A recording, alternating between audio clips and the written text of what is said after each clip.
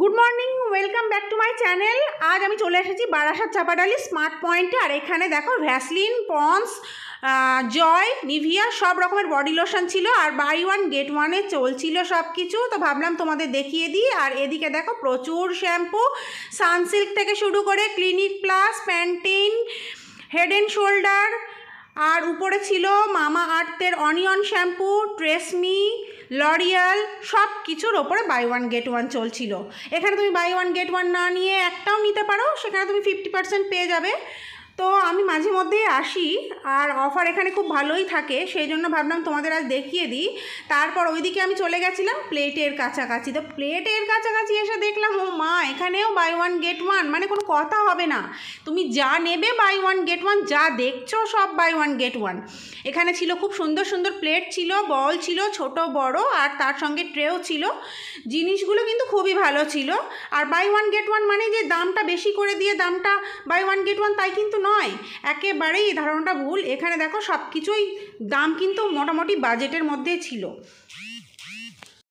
আর এদিকে দেখো এগুলো সব বোন চায়নার ছিল, ছোট বড় বোল ছিল আর প্লেট ছিল। প্লেটগুলোর দাম ছিল 200 টাকা করে, বাই ওয়ান গেট ওয়ানে ছিল সবগুলোই।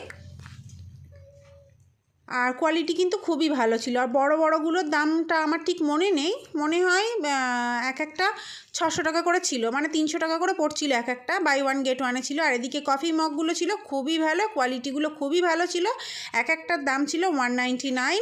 তো যারা কিছু সংসারের জিনিস কম খরচায় কিনবে ভাবছো, তো তারা অবশ্যই এখানে আসতে পারো এবং ঘুরে দেখতে পারো। আমি কিছু জিনিস কিনেছিলাম, সেগুলো তোমাদের দেখিয়ে দেবো। আর এখানে আমি নিয়েছিলাম একটা ট্রেসমি শ্যাম্পু আর দুটো বাটি নিয়েছিলাম বড় সাইজের। এগুলো তো সবসময় ঘরের কাজে লেগেই থেকে থাকে, সেই জন্য ভাবলাম নিয়েই নিই।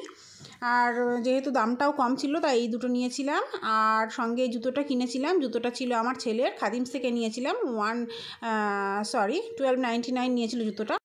তো এখন ঘড়িতে বাজে রাত 10:30। আর আমরা আমাদের ডিনার কমপ্লিট করে চলে এসেছিলাম ব্যাগটাকে গোছাতে।